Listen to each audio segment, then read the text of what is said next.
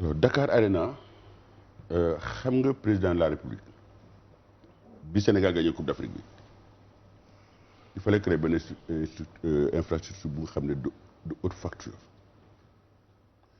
président nag ay xalaatam la am ak l'envie de faire il a fait xëy na peut-être que autour de lui certains auraient pu lui dire fii wala fii wala fii wala fii wala fii loolu c'est pas important parce que c'est déjà fait def na benn infrastructure bu nga xam ne man de xam naa dara j'ai joué partout en Europe j'ai été professionnel pendant 13 ans au basket 13 ans j'ai joué partout et j'ai été président de fédération pendant 3 ans dem naa fu nekk stade bu mel ni gisuma ko Afrique sauf en Afrique du Sud à peu près le même stade identique mais un stade de 8000 places lii nag du basket rek moo ko moom c'est un stade omnisport basket handball volleyball ainsi de suite escrime boxe karaté tout tout à l'heure Camara nee na dafa sori Diamniadio mais c'est pas le problème du président de la République président de la République dafa teg infrastructure de qualité maintenant nag c'est au président de fédération ñi nga xamee ne dañ koy utiliser foofu de trouver les voies et moyens d'aller utiliser ce stade-là. mais Arena Dakar Arena ça règle quoi sachant que championnat bi ñu ngi koy joué ba tey Marius Ndiaye. mais ça c'est le problème de la fédération moi c'est pas mon problème moi si j'étais là-bas man dinaa jouer Arena man loolu li ma leer ba leer la nan laay def man maa xam la nee naa leen. mais fédération bi ñoom war nañ ñoo gën a xarañ parce que ñoom yow da nga daan soxla ay 14 millions kii 30 millions doo si jot ñoom ay 300 millions la ñuy wax ne ñu ngi seen compte yi. waaw mais xam nga waxtu yi ñoo wute dama ne la nguuru Macky Sall dafa ñëw booster sport bi franchement nag ñi fi nekk seen fas dafa daw xaw ma fasu président bi la ñu yore xaw ma ban fas la ñu yore mais seen fas dafa daw en fait ils ont des choses que moi je n'ai pas eu. texte yi moo changé wala. ah texte yi moo changé wala. du texte yi moo changé gouvernement bi moo changé nit yi ñoo changé. gouvernement bi moo changé gouvernement bi moo changé non gouvernement moo changé nit yi moo changé ministre bi moo changé aussi. parce que il faut madame ma wax ci tuuti rek parce que aussi il faut quand même dire une chose parce que xam nga moi j'ai côtoyé beaucoup de ministres des sports sincèrement c'est vrai on a peut-être quelques reproches à faire à Matar Ba mais c'est minime par rapport aux résultats qu'il fait avec le sport je ne suis pas dedans mais je le vois de loin. mais am na ñu ne 300 millions ci seen compte jalgati la. mais ça journaux yi l'ont écrit. Maintenant nag c'est à eux de nous prouver exactement. yow mi nekkoon ci biir. oui non est-ce que yoon la ñu virer autant d'argent ci compte non parce que en fait l'affaire des 300 millions c'est un montant qui a été viré dans le compte de la fédération certains disent c'est dans le compte du président. mooy l'ordre Babacar c'est l'ordre de l'Afrobasket. Ça c'est pour organiser l'Afrobasket ici. D'abord moi j'étais parmi les gens qui étaient contre d'organiser l'Afrobasket ngay organiser Afrobasket fii pour daje ñi nga xam ne ñoo gën a naxas nga dóor leen ba ñu tàlli ba pare maintenant ñi gën a ay maintenant nga fekk leen Tunisie nga dem foofu ñu dóor la parce que en fait c'est le scénario bi ni ma ko décrire noonu la amee. léegi yéen yow lan ngay retenir lu positif ci gestion fédérale bi. lequel. bu basketball bien sûr. mais mënu ma ci retenir parce que xaw ma lu fa nekk. mais man seen doxalin laay jugé nu ñuy doxalee nu ñuy fonctionner. yow daaw ñu la virer xaalis sa compte. daaw ñu la virer xaalis. mais musul am parce que dama leen di jox benn exemple. un jour bi may dem Coupe d'Afrique Madagascar am na benn entraîneur mu fi jëloon muy Alain Vest parce que boobu dama bëggoon jël Adidas était occupé ak son équipe de première division fële à Lille ma jël Alain Vest ñëw fii à l'époque Faustin moo nekkoon ministre des sports. Faustin ñu war a fay à l'inverse 14 millions ci période bu nga xam ne war na manager équipe nationale ci championnat d'Afrique bi amoon Madagascar ñu ñëw joxuñu ko xaalisam ñu egg Madagascar ñu qualifié ba quart de finale à l'inverse daal di maintenant bu ñu ko joxul xaalisam du toog ci banc bi ma xam ne loolu gàcce la ma jël suba téléphone woo Faustin ma ne ko mais il faut mu essayer de me trouver une solution ngeen virer ma daar les 14 millions dans mon compte ma am na benn banque fii ma récupérer ko. mais son DAGE là nee na ma mais Tandian on ne peut pas te virer cet argent là parce que on peut pas prendre l'argent public ba pare def ko sa biir compte finalement man suma xaalis bopp laa mujjee jël fay à l'invest après bi ma ñëwee Dakar ministère remboursé ma donc c'est pour vous dire que mettre l'argent public dans le compte d'une tierce personne quelque part d'après ce que j'ai vu et ce que je sais c'est formellement interdit maintenant nag le pourquoi cet argent est allé atterrir dans le compte de Mbène Ndiaye mais kooku ñoom ñoo ñu ko mën a expliquer et qu'est-ce qu'ils en ont fait en fait moi personnellement Qu'est-ce qu'ils en ont fait? gisuma lan lañ fa def avec ça le ministère donne pour et puis xam nga ñoom c'est des délégataires de pouvoir dañ leen di jox pouvoir ne leen lii ak lii ngeen ne lii lañ soxla comme équipe nationale on a besoin d'une enveloppe parce que da ngay def sa fiche technique et tout ça nga ne j'ai besoin de ça ministère jox la ko maintenant nag boo amee un manquement nag c'est toi qui es responsable ministère a donné de l'argent maintenant xaalis boobu nag li ñu bëgg a xam ñu tënk ñu wax ñu ko mais de façon claire rapport amul mais le rapport qui est pondu là à l'époque c'était un rapport de 2 pages mais pour décrire 300 millions comment ça a été dépensé c'est léger maintenant ma pare foofu qu'est-ce qu'ils ont fait avec ces 300 millions sur le stade pour préparer la Coupe d'Afrique man daal li ma fa gis moom mooy on a peint le stade en jaune et noir c'est la couleur du président du Duc loolu laa fa gis parce que boo xoolee stade bi ba léegi mu ngi senn il faut gisuma fa benn bas bu ñu fa changé gisuma fa benn panneau bu ñu fa changé. li wax nag rëy na de 300 millions pour peinture. mais dafa bëri. la pour boo leen fa demee parquet bi fa nekk nii léegi y a un parquet mais parquet bi fa nekk léegi il paraît que c'est le volet moom moo fa nekk léegi amatul bant léegi maintenant day jël benn tapis teg ko si kaw. xam nga parfois dañuy tooñ Baba Tandian parce que dañuy wax ni que diggante mu neexul ak Babacar Ndiaye moo tax parfois muy wax yenn nii lan mooy sa relation ak président. je n'ai pas de problème avec Babacar. Encore une fois, moi et Babacar, on ne boxe pas dans la même catégorie. Moi, je suis un basketteur, lui, il ne l'est pas. Moi, je suis un international, lui, il ne l'est pas. Moi, je suis un professeur de basket, lui, il ne l'est pas. Moi, je suis un chef d'entreprise, lui, il ne l'est pas. Donc, moi, beaucoup de gens, fédération, il y a le basket. Basket, il n'y avait pas 40 personnes dans le stade Marius Ndiaye. Personne ne voulait du basket. Aujourd'hui, le basket est devenu attrayant. Il y a le def maintenant, le gouvernement a changé. Ils ont trouvé un ministre qui écoute et qui sort les moyens pour ce basket-là. À l'époque, moi, j'avais pas. Genre, pour tout amateur, je me donne du bureau du Yalwan. Parce qu'en fait, pour faire marcher la maison, parce qu'en fait, je laissais mon temps, mon argent, ma santé et tout dedans. Aujourd'hui, ce n'est pas le cas. Aujourd'hui, n'importe qui peut gérer le basket parce que l'État met de l'argent. Mais voilà, l'État met de l'argent. Est-ce qu'on peut s'attendre à ce que Baba Tandian n'est que candidat qui poste président de la fédération? Non, ça ne m'intéresse pas. Et je vais vous dire pourquoi ça ne m'intéresse pas. Parce que je ne peux pas faire plus que je fais défaut. J'ai laissé indélébile dans ce basket-là. Fu ma munta dem dans le monde muy Sénégal muy Japon muy Chine muy fu nekk fuñ ma seen dañ may woo Baba Tandian est-ce que basket bi donc moi je pense que loolu ku mu doyul dara dootu la doy donc en fait si je repars pour dire que je vais rééditer la même chose je ne pourrai jamais donc moi je ne cherche pas moi ce que je veux c'est que ce basket-là c'est lui basket bi moo ma defar est-ce que vous savez que c'est avec le fruit du basket que j'ai monté mon entreprise boo xoolee même sur le logo dedans tu verras un panier de basket un panneau de basket et un ballon de basket parce que souvent vie yëpp dama ko arrimé ci basket mais ce que je veux c'est que Babacar qu'il comprenne que basket bi moomu ko qu'il doit composer avec les gens, il doit travailler avec les gens. Aujourd'hui, il diagnostiquer les textes là justement pour s'éterniser dans le basket là. C'est ça qui n'est pas normal. Man, mon nom parce que Babacar Bako, mais je ne le fais pas par respect, par éthique. Et lui, il doit respecter les gens et il doit avoir de l'éthique par rapport à ça. Il fait un bon travail, il fait un mauvais travail, mais parce qu'il y a d'autres qui sont capables de faire marcher ce basket-là. D'accord. Les Pape Camara, sans que Pape Cheikh Mom le oubé, moi Sadio Mané, ñu bëri jàpp nañ ni ki Sadio Mané bu Liverpool dafa ute ak Sadio Mané bu équipe nationale la lan moo ci sa gis-gis yow. Même Sadio Mané bi la mais contexte yi ñoo différent ñi muy joué ndool Liverpool du bokkul ak ñi muy joué ndool Sénégal je le dis tout le temps peut-être xëy na dégg nañ ma xëy na dégguñu ma mais je pense en mon fort intérieur que c'est un problème de tempo. Ça nous est arrivé du temps de Niang qui était à Marseille, qui était meilleur buteur du championnat de Marseille. Mamadou Niang. Il courait à 200 à l'heure et il jouait avec un certain Aladji Diouf talentueux, mais bal boko jox mu téye ko. J'ai un problème de tempo.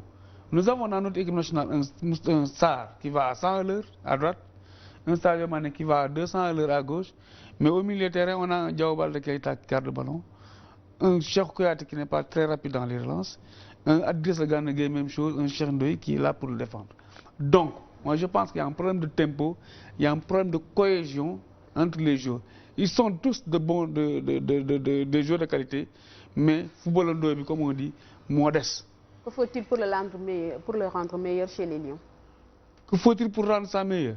Mais je pense que pour le rendre meilleur, Sadio Mané chez les Lions. Parce que beaucoup de Sénégalais, les Sénégalais attendent beaucoup de lui.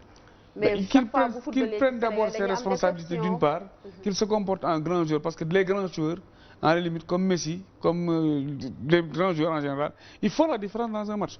Bien que parfois, quelquefois, ils n'ont pas la possibilité de jouer sur le collectif, mais sur leur valeur intrinsèque, ils doivent être en mesure de faire la différence.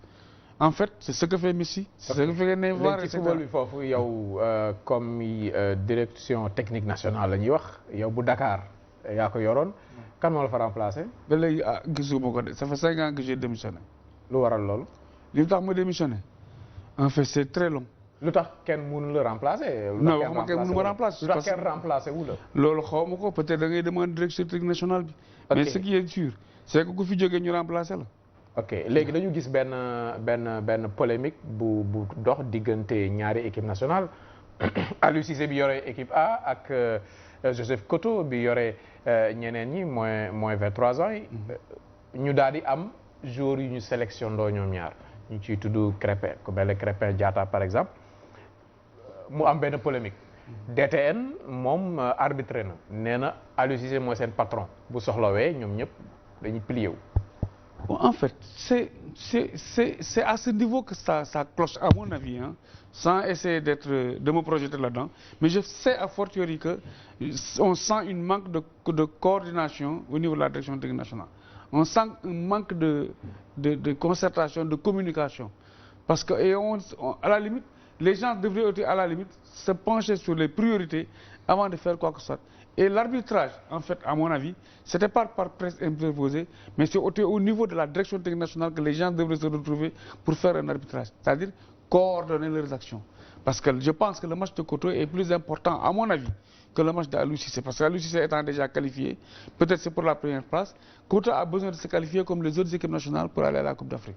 Donc, je pense que prioritairement, à la limite, c'est Joseph Koto qui devrait être prépondérant pour ces joueurs parce qu'il a beaucoup plus besoin de ces joueurs que, comment dirais-je, que Aliou Cissé. C'est mon avis. Mais là, je pense que c'est le directeur technique national qui devait être... C'est au niveau de la direction technique nationale qu'on devait avoir beaucoup plus de concertation et de communication. Bon, suñu texte idéal moo dul leer même ci basketball bi Adidas lan mooy problème am ak moom moo yóbbu équipe nationale coupe du monde ah. léegi lan mooy problème contrat wu Adidas ba ñuy wax benn espagnol bu fi war a ñëw wala benn américain bu fi war a ñëw c'est quoi. oui en fait non Adidas jógewul coupe du monde Adidas dafa qualifier l'équipe. waaw qualifier l'équipe loolu la ñu wax de la coupe du monde. Bon d'après les informations que j'avais pige lañ ko defaroon d'abord c'est pas élégant c'est pas bien je sais pas pourquoi et je sais que si biir quelque part. Il y a quelques bis entre Babacar ak Adidas et tout ça. Ça je le sais mais je veux pas mettre de l'huile sur le feu. Moi je cherche une solution. Maanaam diggante Babacar Ndiaye ak Adidas. Oui Babacar Ndiaye Adidas le directeur technique national et tout ça machin ñama ñëw. Seen diggante neexul. Aujourd'hui c'est Adidas qu'on veut. Il a qualifié l'équipe, on va l'enlever. Moi j'ai deux choses à dire. On c'est qui? Kan mooy la fédération. Ils veulent l'enlever. La fédération c'est 3 personnes. La fédération c'est 3 personnes c'est 3 personnes ñi fa nekk ñëpp boo xoolee ñoom ñëpp kenn musu basket. la fédération bi ngeen ñoom ñëpp kenn musu si basket kenn vice-président premier vice-président deuxième vice-président troisième vice-président xaw ma même directeur technique national je me demande même est-ce que mus na basket. je me pose la question ndegam mus na basket. li may wax dama koy wax mu leer dañ ñu ngi may déglu dama ne la je veux même savoir est-ce que mus na basket parce que en fait il est très limité dans le basket. Adidas lu ma xam ci basket Maguette Diop non Maguette Diop c'est un chercheur de prix Maguette Diop doo leen ko dégg muy dem ci d'éducation physique s'il vous plaît Maguette Diop doo leen ko dégg muy dem ci curriculum de jeu doo leen ko dégg muy dem dans les régions doo leen ko dégg muy et puis le directeur technique national mais Maguette Diop benn vocation la am mooy top équipe nationale Coupe d'Afrique Coupe du monde Coupe d'Afrique Coupe du monde foofu la per diem nekk foofu la xaalis nekk foofu lay dem te foofu lay équipe boobu la muy jigéen muy góor muy xale muy ndaw foofu lay wëndeeloo mais en fait et puis il n'a rien à faire là-bas. man j'ai été président mais am na ay résultats quand même am na ay résultats.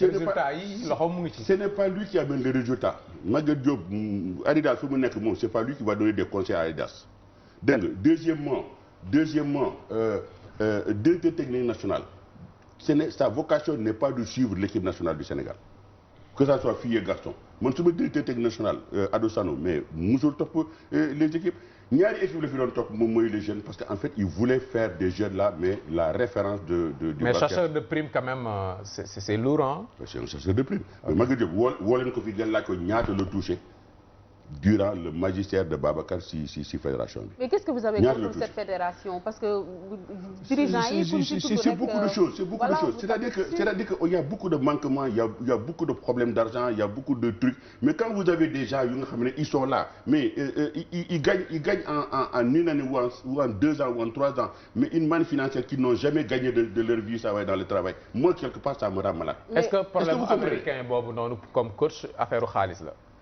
Bon. Et puis, pourquoi aller chercher un Américain? Parce que finalement, tu sais que tu ne gagneras jamais une Coupe du Monde. Au contraire, président honorable nga fay xalaat. Mais dama ne Cheikh Sarr ñun ñoo qualifié équipe nationale Sénégal pour bu dem Coupe du Monde. C'était moi man maa jiite woon équipe boobu bi ñu dem Côte d'Ivoire. te ñu qualifié woon gagné Côte d'Ivoire 3e place bi qui nous a donné la possibilité d'aller en Coupe du Monde. ñu jëlee ñu fa entre-temps. mais Cheikh Sarr man maa ko jëloon comme entraîneur national et il a continué avec mais Cheikh Sarr gis nañu jaloore bu mu def Espagne pour la première fois l'équipe du Sénégal et c'était la même équipe bi jógee woon Côte d'Ivoire sauf Gorgui Sy Dieng moo si ñoo yokku mais ils ont fait un excellent travail en Espagne ba jël fa benn ndam bu nga xamee ne mais l'équipe nationale du Sénégal mosu ko am et pourtant on n'a pas te Cheikh Sarr Cheikh Sarr door na fa ay entraîneurs yougoslaves ay entraîneurs américains. ok loolu leer na. dafa leer nañ alors aujourd'hui Adidas ndax moom am na profilu continuer aventure. waaye waxuma la Adidas am na profil mais Adidas am na profil lu gën a raw loolu sax gis nga directeur technique national boobu nekk foofu dama ne la Adidas sax place am sax Adidas mën na ko jël. parce que Adidas lu mu xam ci basket waa jooju xamu ko ci basket. D'accord mais ñu. et je pense que Adidas on doit le respecter parce que Adidas c'est l'un des premiers champions d'Afrique du Sénégal le meilleur basketteur du Sénégal le meilleur et d'Afrique le meilleur basketteur du Sénégal et le meilleur basketteur d'Afrique et il a été entraîneur de première division pendant des années il a amené l'équipe nationale du Sénégal ici en finale de coupe d'Afrique yóbbu ko fii au championnat du monde. mais Adidas dafay dem di ñëw c'est un revenant et Adidas c'est un technicien hors pair mais yow il a qualifié ton équipe tu veux aller chercher xoolal espagnol bi ñu fi jëloon xaw ma de Fortilio xaw ma man kooku il est tellement mauvais que je ne peux même pas prononcer son nom parce que pour moi un bon entraîneur je dois pouvoir même prononcer son nom mais waa jooju indi nañ ko fi 3 fois la fi ñëw xaw ma 4 fois la fi ñëw avec l'équipe nationale sénégalaise on lui a payé une manne financière bu nga xam ne personne ne sait jusqu'à présent le montant c'est combien et loolu c'est le directeur technique national qui a négocié ça mais kooku lan la fi def ban njëriñ la amal Sénégal. mais ndax Baba Tandian bokk na xalaat yi nga xamante ni dañu jàpp ni kii dañu bëgg a jëlee Adidas fii teg ci benn américain que deal la ñu bëri deal lañ ko jàpp. mais dañuy def lu leen neex man daal damay leen di alerte. ñemewul wax ji. dama ne. ñeme wax ji li ma la laaj dafa leer laaj naa la ko Aminata laaj na est-ce que DTN boobu ngay wax ak ñeneen ñi par exemple ñu ne Adidas mën nañ ko fay 10 millions garaawul 10 millions yi da koy def ci poosam yóbbu këram mais kële bu ñëwee bu ñu ko joxee 40 millions xëy na moom 20 yi lay lekk da nga ñeme indi américain exemple laay joxe moom day lekk 30 millions yi 10 millions yi mu delloo leen ko ñoom. mais bàyyi leen ñu indi entraîneur américain bi fii on reviendra sur le plateau ici vous allez voir l'entraîneur américain je suis certain que dina def ay gis nga équipe nationale bi équipe nationale bi nga xamee ne dañ ko bëgg a jox américain mais l'ossature de l'équipe nationale c'est une trouvaille de Adidas Gorgui Sy Dieng Adidas moo ko génne première sélection Gorgui Sy Dieng ak Adidas la Mohamed Faye Dalméda Babacar Touré ak ñeneen mais c'est l'ossature de l'équipe nationale du Sénégal te ossature boobu ce sont des éléments que Adidas moom moo leen génne si ruqaan indi leen boole leen tey ñoom ñu nekk aujourd'hui des vedettes de l'équipe nationale du Sénégal. Adidas lu mu mës a gagné comme entraîneur Sénégal laay wax. woo da ngeen koy invité ngeen. lu fi gagné mais woo leen ko ngeen fi. ok. Par contre, moi je pense que pour le poste de directeur technique national ça requiert des qualités de manager d'homme de vision. Et je ne pense pas que la pratique en elle-même, la pratique sportive, peut avoir un rôle, certes, mais n'est pas très prépondérant. Il faut avoir des qualités de visionnaire. Mais Maguette Diop n'a pas de vision. Donc, moi je dis à fortiori, que comme tu le Je sais de dépeignais quoi je parle, parce que je suis acteur, mais il n'a pas de vous le vision. dépeignez comme un chasseur de primes, mais je reste convaincu quand même qu'il a gagné honnêtement sa vie en tant que professeur d'éducation physique à l'université. Ouais, mais Donc, ce collègue-là, mais moi je ne te parle pas de ce côté-là. Je ne dis pas qu'il n'a pas gagné honnêtement sa vie. Non, mais tous les directeurs de quoi que ce soit. Mais moi je dis qu'il n'a pas de vision. Et ce qu'il fait, un directeur technique national ne fait pas ça. Mais au football, avec les filles, en tout cas, il a gagné. Au football, le directeur technique suit les équipes nationales. Avec les filles, il a gagné devant tous les Africains. C'est pas lui qui a gagné, c'est l'entraîneur. Xam nga comme on dit, ce sont les filles qui ont gagné. C'est-à-dire que en fait ñu dañuy yóbbaale rek. Mais c'est les filles qui ont gagné parce que ñoom ñooy joué, ñoom ñooy def attente bi, ñoom ñooy joué ci biir. mais ñoom ñoo nekk derrière équipe bi ça il faut que nga nangul leen loolu. bu leen neexee parce que moi je pense que ba li may wax ak yéen li ngeen di wax parce que en fait genre polémique la te man bëgguma polémique en fait. mais moi j'essaie de mettre les choses mais vraiment bal bi teg ko ci suuf. mais bon mais léegi basketball lu tax léegi mu am 2 classes d'écart au moins une classe d'écart entre équipe bu Sénégal ak bu Nigéria bu Tunisie ak bu Angola léegi ñu koy titiller mais au moins Nigéria ak Tunisie war nañ ne am na ay paliers yoo xamante ni différence dafa ngand ak Sénégal mënatu leen gagner. Mais je renvoie la question à Camara. C'est là, c'est-à-dire que c'est la bonne pensée du directeur national parce que quand tu as un directeur national qui ne pense pas bien, mais comment veux-tu gagner? Tu ne peux pas gagner, c'est impossible. Tu ne peux pas gagner. Mais le directeur national du basket, comme tu dis, au football, c'est pratiquement le même schéma. Mais Yacine Ma, il suit l'équipe nationale partout. Partout. am na ñu koy décrier loolu. Bon, c'est pas son rôle à mon avis. Je pense qu'il y a des priorités. Parce que quelquefois, c'est une question de priorité. Ici, au Sénégal, actuellement, la priorité va au niveau des infrastructures concernant mais là aussi Mayacine Mar mën na la ne man qualifié na Coupe d'Afrique samay under 20 samay nangam ak sangam équipe nationale yëpp par exemple ba mu des koto bi ñu ngi koy xaar. presque équipe nationale yëpp dem nañ phase finale. Est-ce que c'est pas l'arbre qui cache le désert, comme je dis? Parce que il y a des équipes des équipes professionnelles qui n'ont même pas de cadets. Sur l'étendue du territoire national, nous avons 14 régions.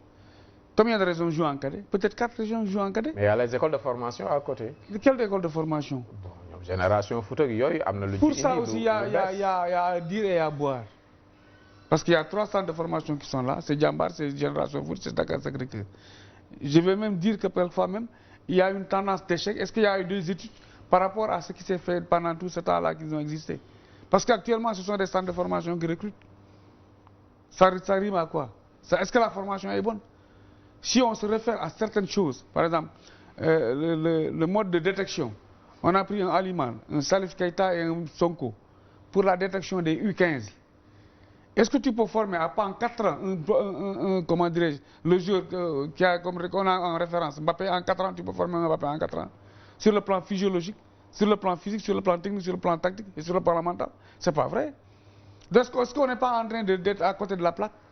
C'est pourquoi je dis que pour la direction, il faut être un visionnaire. Il faut être prévoyant pour pouvoir orienter. En tout cas, ñoom nee nañ Coupe d'Afrique lañ bëgg a jëli il faut l'Égypte. Ils peuvent le faire. Parce qu'en junior, par exemple, les juniors que Dabo a sélectionnés, ce sont des équipes, ce sont des joueurs juniors qui jouent le championnat senior. Donc ils ont la compétition. Et ça s'est vu. En cadet, je pense aussi que la majeure partie du... Égypte, c'est possible pour le Sénégal. Pour le Sénégal, l'équipe nationale A. Je reste vraiment comment dire... Non, c'est une demande sociale. Parce qu'Aliou Cissé a revendiqué sa nomination comme étant une demande sociale. Il a dit devant la presse que ce sont les Sénégalais qui ont voulu qu'on le nomme. Mais est-ce qu'il le mérite selon vous? Bon, je veux pas parler, les gens pensent que Non, mais il faut parler, c'est pas Moi, vrai. je dis que il y a des entraîneurs qui ont été là avant Aliou Cissé, qui n'ont pas eu les mêmes chances, comme dit qu'Aliou Cissé. Vous voyez ce que je veux dire? Et le football évolue. Les conceptions évoluent. Il y a beaucoup de choses qui évoluent. Voilà. Dafa football bi dafa jëm kanam dafa wute am na ñoo xam ne nekkoon nañ fi chance bi Aliou Cissé am amuñu ko. Est-ce que c'est raisonnable ñu naan dañuy jëli Coupe d'Afrique bi quand même? Est-ce que mën nañ ko jëli? Est-ce que am nañ équipe bu ko jëli? C'est une ambition, moi je pense qu'il faut parce que laisser man boo l'ambition. xoolee équipe yi ñuy dajale yëpp parce que les gens dinañ ñu wax ne dañu demee coupe du monde def nañ lii mais équipe yi ñu dajale ba qualifié yan genre équipe la. yan genre équipe la ñu ngi lay poser question. équipe bu Madagascar nga fi dajal équipe bu Burkina Faso nga fi dajal ay Cap Vert te équipe yooyu dañuy daje ak ñoom dañuy am ay occasion de but récemment kan lañ mujj footballal fii équipe bu ndaw boobu ne mu nekk fii nu mu tudd. kon pour yow équipe yu ndaw yi ñoo tax. bu ñu dajee équipe ndaw yooyu dañuy créer problème di am occasion de but. léegi Pape Camara nan la gisee équipe bu mag ñuy gagné loolu mooy problème bi ñu am nii. nan nga gisee équipe nationale bi ndax am nga confiance ci moom yaakaar nga ni équipe nationale mën na dem ba indil ñu fi. équipe nationale bii su fekkee ni ci football la ndoo la. man dama reste sceptique mais su fekkee ni ci football la am nañ ay joueurs yoo xam ne mën nañ gagner n'importe quelle équipe mais am nañ ay joueurs mais pour man amaguñu équipe te mënuñu dëkk comme le dit le maire le ministre mënuñu dindi fondement bi yëpp mais tamit mënuñu dëkk ci di tabax. nit ñi ñu bëre dañuy décrire choix coach bi ndax yow. parce que nag lenn loolu foofu nag du ma ci sore parce que man entraîneur ñaari yëf la am choisir coach ak di ñuy jouer ak di remplacer. nan nga gisee ay choix am. choix am parce que man li ma gis ci li muy tànn ci joueur bari na trop ci li muy woo ci ay binational yoo xam dañuy jékki-jékki rek ñu indil ñu kenn léegi nii indi na ñi ngi wax ci affaire championnat Sénégal bi mu indi ci ñaar baax na parce que day jox valeur championnat Sénégal bi mais il faut que mu am ay critères yoo xam ni bi gën a taxaw mooy joueur bu nekk en forme du moment ak foo mën nekk Sénégal ci àdduna bi mu jëlee la pour les besoins de l'équipe nationale te joueur boobu bu koy jël noonu nekk joueur boo xam dina mën a football doog ñeneen ñi. ok d'accord ñu ñëw ci politique bi ak sa waa ji ak suñu waa ji waaw. waaw léegi yow nag da nga bari xarit man sama boo xaritoog ñëpp da par exemple Bougane sa xarit la Macky Sall sa xarit la. te ñoom Toumani Touré fii. léegi impression yi nu mu demee noonu lan moom Macky Sall bu nga bëgg ñu expliquer 58% mi waa ku jegi moom nee nañ gouvernement parallèle la ñuy wut far. léegi balaa may ñëw si politique bi foofu lay daanelee mais moo wax tuuti rôle directeur technique national. loolu nga woo pare de man damaa amoon directeur technique national Adou Sano.